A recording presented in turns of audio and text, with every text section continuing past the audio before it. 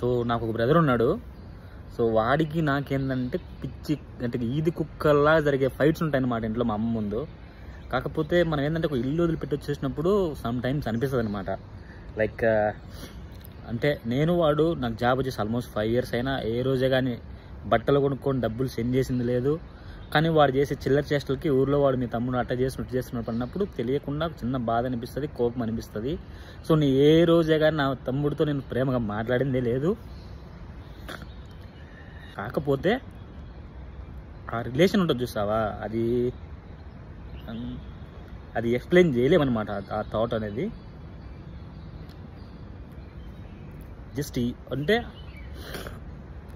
మా తమ్ముడు నాకు తమ్ముడు అనేవాళ్ళు లేడు అంటే వాని వాల్యూ అర్థమవుతుంది.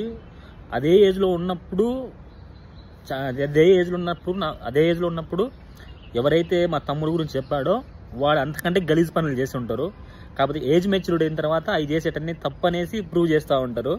సో నేను కూడా ఆ ఏజ్లో ఉన్నప్పుడు అట్లే చేసా. ఐ హోప్ లైఫ్లో నాకేదైనా సంపాదించకపోయినా ఒక బ్యాక్ బోన్ లాగా ఉండేది అంటే నా తమ్ముడే. యా.